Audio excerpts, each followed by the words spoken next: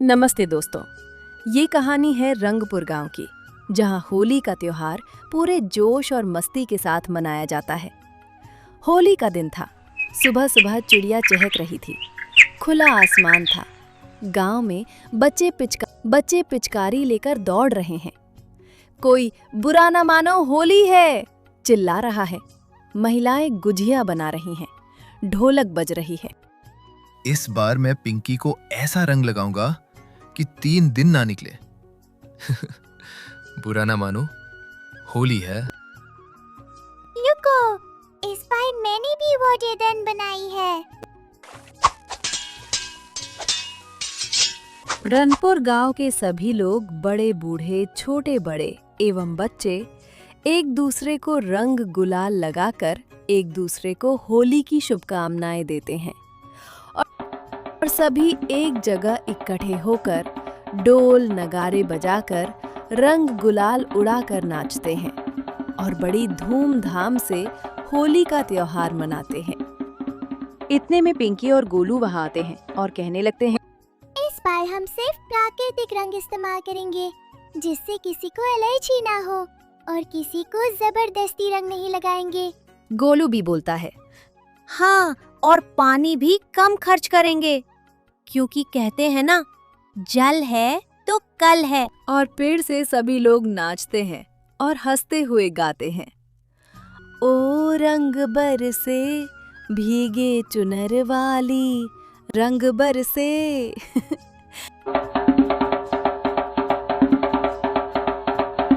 रात को सभी गांव के लोग और बच्चे होलिका दहन के लिए इकट्ठा होते हैं और बच्चे होलिका दहन को देखकर खुश हो जाते हैं।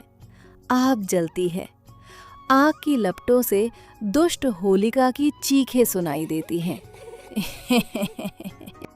फिर सभी बच्चे गांव की दादी माँ के पास होलिका की सच्ची घटना पर आधारित पौराणिक कहानी सुनने के लिए चले जाते हैं और सभी दादी के पास शांतिपूर्वक बैठ जाते हैं और कहानी को सुनते हुए कहानी का दृश्य देखते हैं। दादी माँ कहानी शुरू करती है। बहुत समय पहले एक घमंडी राजा था, हिरण्यकशिपु। उसे अपनी ताकत पर इतना घमंड था कि वो खुद को भगवान समझने लगा।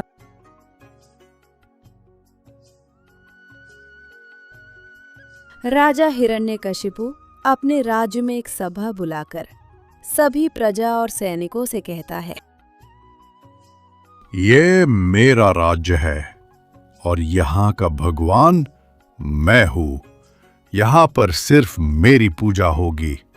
यहाँ पर कोई विष्णु का नाम नहीं लेगा।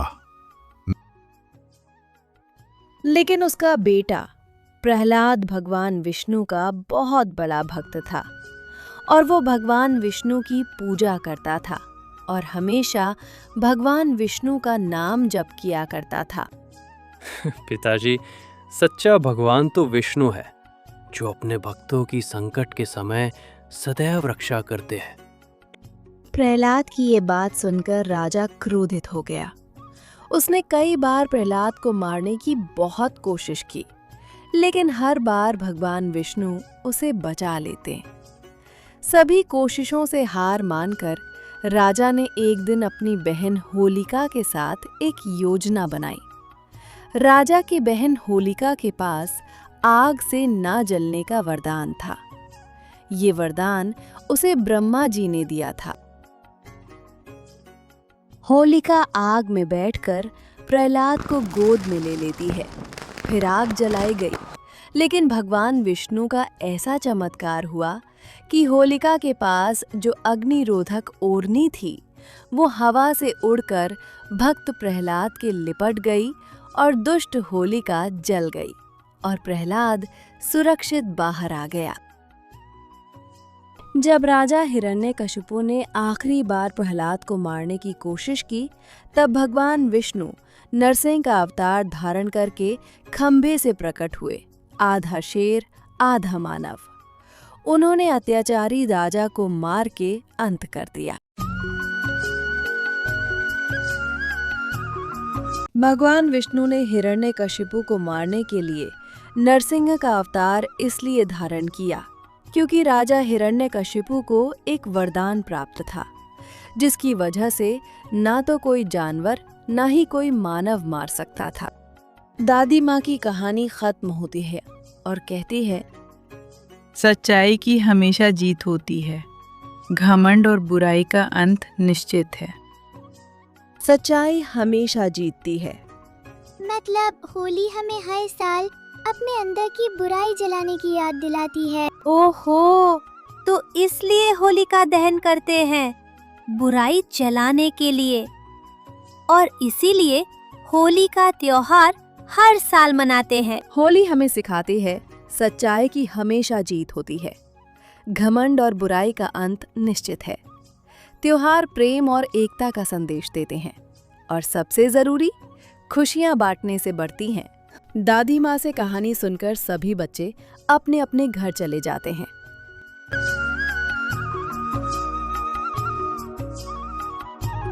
हमें होली में फूलों और प्राकृतिक रंगों का ही इस्तेमाल करना चाहिए, जिससे किसी को नुकसान न हो। बुरा न मानो, होली है। होली के समय प्रकृति भी अपने प्राकृतिक रंगों से रंग बिरंगी रहती है। आप सभी को TCAR टून्स की तरफ से हैप्पी होली। ऐसी कार्टून वीडियो को देखने के लिए चैनल को सब्सक्राइब करें और लाइक एंड शेयर करें। सूरज की पहली किरणें गांव रामपुर की मिट्टी को सुनहरा बना रही थीं। हवा में हल्की ठंडक थी, क्योंकि दिवाली का मौसम शुरू हो चुका था। बच्चे गलियों में मिट्टी के दिए बेच रहे थे। औरतें घरों के बाहर गोबर से आंगन लीप रही थीं। हर ओर खुशियों का माहौल था, पर गांव के एक कोने में टूटी झोपड़ी में बैठा था रघु, लगभग 45 साल का गरीब किसान। चेहरे पर झुर्रियां, आंखों में थकान और हाथों में दरारें। उसकी बीवी सीता और बेटा गोपाल, उम्र 10 साल, बगल में बैठे थे। रघु ने लकड़ी का टुकड़ा उठाया और बोला, सीता, इस साल तो शायद दिवाली नहीं मन पाएंगे। अनाज भी तो नहीं बचा। सीता धीरे से बोली, भगवान बड़ा है जी, शायद कोई रास्ता निकलेगा। बच्चे की उम्मीद ना तोड़ो। गोपाल मासूमियत से बोला, बाबा, इस बार हम सभी के साथ दिवाली मना पाएंगे ना? और हमारे घर भी दिया जलेगा ना? रघु चुप हो गया। उसकी आंखें नम हो गईं। सूखे की मार, पिछले 2 सालों से गांव में बारिश ठीक से नहीं हुई थी। रघु की खेती सूख गई थी। साहूकार ने कर्ज वसूली के लिए धमकियां दी थीं। रोज की मजदूरी भी मुश्किल से मिलती थी, क्योंकि फसलें खराब थीं। गांव के अमीर लोग अपने घरों को रंगवा रहे थे। पटाखों की आवाजें पहले से आने लगी थीं। रघु के घर में बस सन्नाटा था। सीता ने पुराने कपड़े से गोपाल के लिए एक छोटी सी कुर्ती सिल दी थी। वो बोली, कम से कम गोपाल को लगे कि त्योहार है। रघु ने चुपचाप सिर हिलाया। उम्मीद की लौ। अगली सुबह रघु खेत की तरफ जा रहा था कि रास्ते में उसे सड़क किनारे एक बूढ़ा साधु दिखा। साधु के पैरों में चोट लगी थी। रघु तुरंत आगे बढ़ा और उसे सहारा देकर अपनी झोपड़ी में ले आया। साधु बोला, बेटा, तू बहुत नेक इंसान है, भगवान तेरा भला करेगा। रघु मुस्कुराया और बोला, मैं तो बस इंसानियत निभा रहा हूं बाबा। सीता ने साधु के लिए पानी और थोड़ा गुड़ दिया। गोपाल ने दिया लाकर साधु के पास रखा। साधु ने दिए को देखा और बोला, यह दिया तुम्हारे घर की किस्मत रोशन करेगा। फिर उसने अपने थैले से एक छोटी मिट्टी की माला निकाली और रघु के हाथ में दी। साधु बोला, बेटा, इसे अपने खेत के पास रख देना, भगवान की कृपा होगी। रघु ने श्रद्धा से सिर झुकाया। किस्मत का मोड़। रात में रघु ने वैसा ही किया। उसने माला खेत में रख दी और लौट आया। सुबह जब वो खेत पहुंचा तो देखा कि मिट्टी में नमी आ गई थी। कुछ जगहों पर अंकुर निकल आए थे। रघु की आंखों में चमक आ गई। रघु खुश होकर बोला, सीता देखो, फसल उग रही है। सीता भागकर आई और उसकी आंखों में आंसू आ गए और सीता बोली, ये तो चमत्कार है जी। गोपाल खुशी से कूदने लगा और बोला, अब हम भी दिवाली मना पाएंगे ना बाबा? रघु ने बेटे को गोद में उठा लिया और बोला, हाँ बेटा, अब की दिवाली हमारे घर में भी उजाला होगा। गांव का बाजार। दिवाली से एक दिन पहले गांव का बाजार सजा हुआ था। चारों ओर मिठाइयां, कपड़े और दिए बिक रहे थे। रघु ने अपनी मेहनत की थोड़ी मजदूरी जमा की थी, उसी से वह बाजार गया। वह गोपाल के लिए एक छोटी सी लकड़ी की कार और सीता के लिए लाल चूड़ियां ले आया। अपने घर के लिए बस 4 मिट्टी के दिए खरीदे। वापस आते समय उसने देखा सड़क किनारे एक छोटी लड़की भीख मांग रही थी। रघु के मन में दया आई। उसने अपने खरीदे 2 दिए और थोड़े पैसे उसे दे दिए। लड़की मुस्कुराकर कर बोली, भगवान तुम्हें खुश रखे चाचा। रघु के दिल को अजीब सुकून मिला। गरीब की दिवाली की रात। रात आई, पूरा गांव रोशनी से जगमगा रहा था। रघु की झोपड़ी में सिर्फ 4 दिए थे। एक दरवाजे पर, एक भगवान के आगे, एक गोपाल के पास और एक उस साधु की दी हुई माला के पास। गोपाल पटाखे की आवाजें सुनकर बोला, बाबा, हमारे पास पटाखे नहीं है। रघु मुस्कुराया और बोला, नहीं बेटा, पटाखों से ज्यादा रोशनी इन दियों में है बेटा, क्योंकि ये हमारी मेहनत से जले हैं। सीता ने मिट्टी की थाली में थोड़ा सा गुड़ रखा और सबने मिलकर भगवान को धन्यवाद कहा। सीता प्रार्थना में, हे भगवान, हमारी झोपड़ी छोटी है पर मन बड़ा है, इसमें सदा रोशनी बनी रहे। दियों की लौ हवा में डगमगाई और फिर स्थिर हो गई, मानो भगवान ने आशीर्वाद दे दिया हो। गांव वालों की नजर अगले दिन सुबह गांव के कुछ लोग रघु के खेत के पास गए। वहां उन्होंने देखा उसकी जमीन पर छोटी छोटी हरी फसलें लहरा रही थीं। सब हैरान रह गए क्योंकि बाकी खेत अभी भी सूखे थे। गांव के मुखिया बोले, रघु, ये तो भगवान की कृपा है, तू तो धन्य है। रघु मुस्कुराकर बोला, नहीं मुखिया जी, ये तो उम्मीद और मेहनत का परिणाम है। गांव वालों ने उसकी कहानी सुनी और प्रभावित हुए। कई लोग उसके पास आए, बोले कि अगली बार वे भी उसके साथ खेत में काम करना चाहेंगे। असली दिवाली का अर्थ शाम को गांव के मंदिर में सभी ने मिलकर दिए जलाए। रघु की झोपड़ी भी अब उनमें शामिल थी। लोग उसके घर आए और कहा, गांव वालों ने, रघु भाई, तुम्हारे घर की दियों की रोशनी सबसे सुंदर लग रही है। रघु ने विनम्रता से कहा, क्योंकि ये दिए सच्चे मन से जलाए गए हैं। दिवाली अमीरी की नहीं, दिल की होती है। लोगों ने तालियां बजाईं।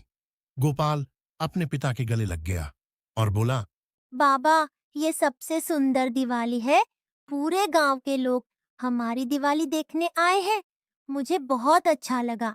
रघु ने बेटे के सिर पर हाथ रखा और आसमान की ओर देखा। धन्यवाद प्रभु, आज सच में मेरे घर दिवाली आई है।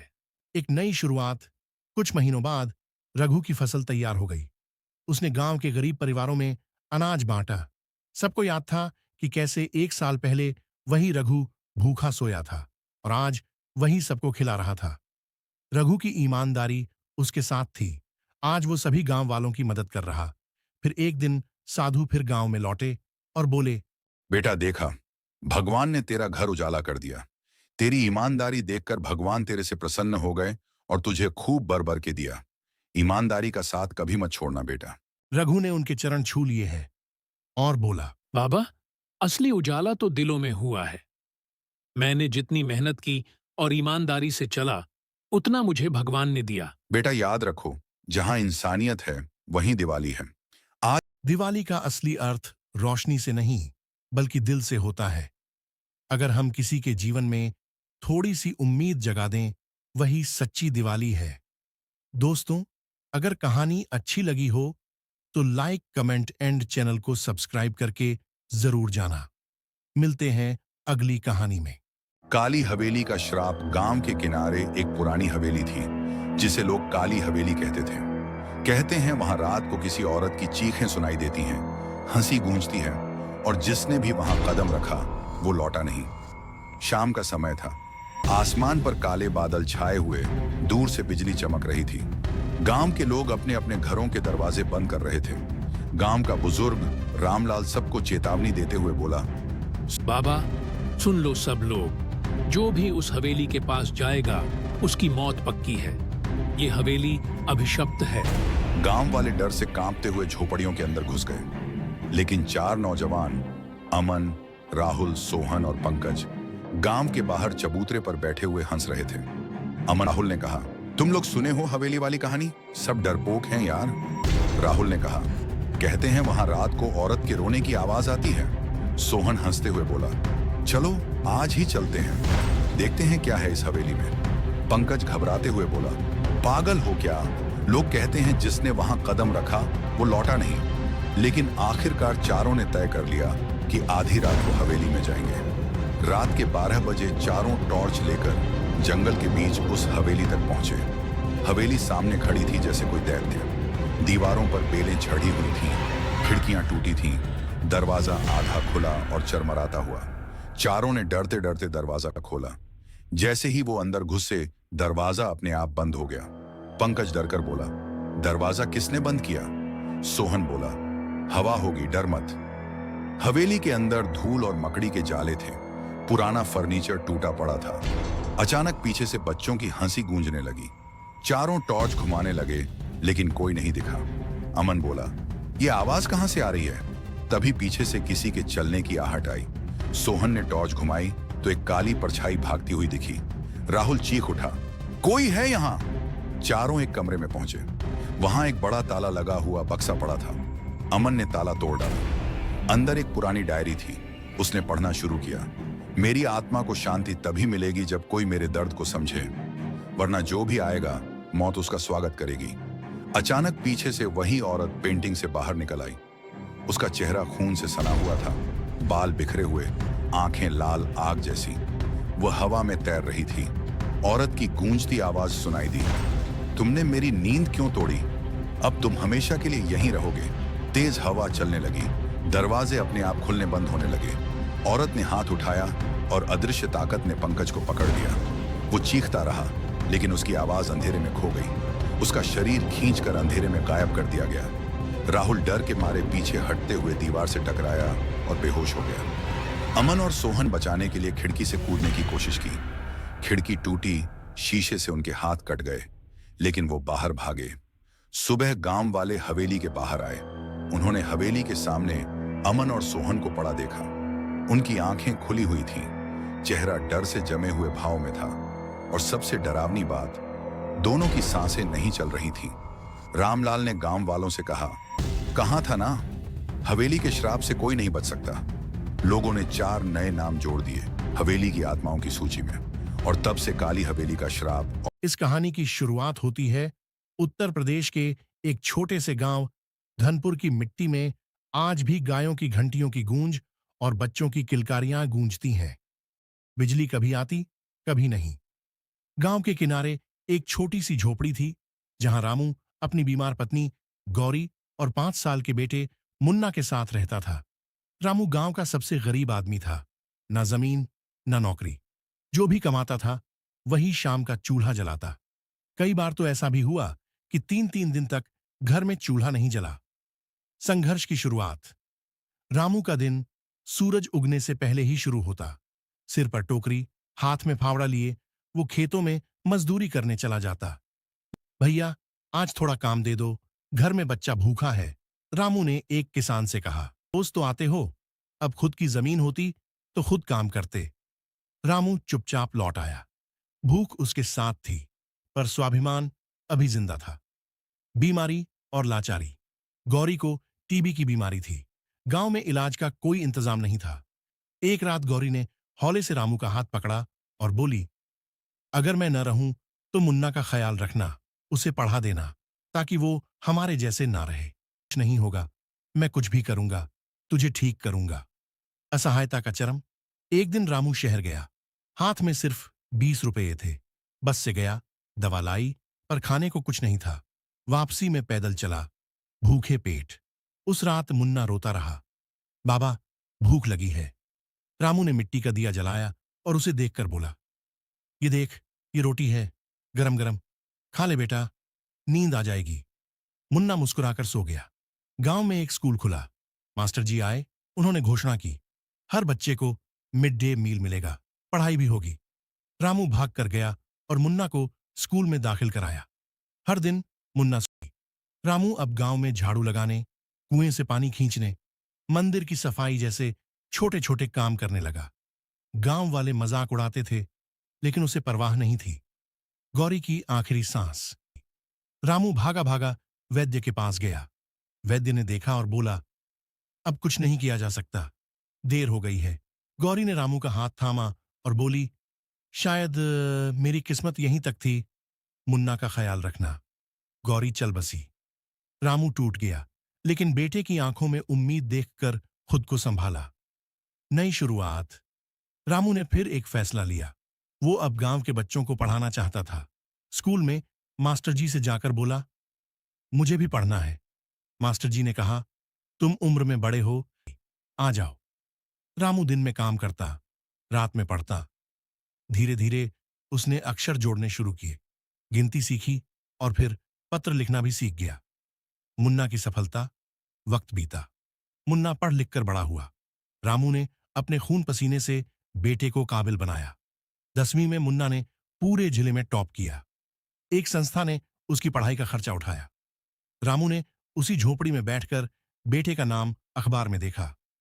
मुन्ना, गांव का हीरा। रामू की आंखों में आंसू थे, लेकिन इस बार ये आंसू हार के नहीं, जीत के थे। समापन। आज मुन्ना एक बड़ा अफसर बन चुका है। उसने गांव में स्कूल बनवाया, अस्पताल खुलवाया और अपने बाबा रामू के नाम पर रामू वेलफेयर ट्रस्ट शुरू किया, जो गरीब बच्चों को मुफ्त में पढ़ाता है। रामू अब बूढ़ा हो चला है।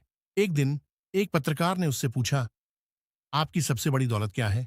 रामू मुस्कुराते हुए बोला, एक रोटी का सपना था। आज वो सपना हजारों बच्चों की किताबों में बसा है।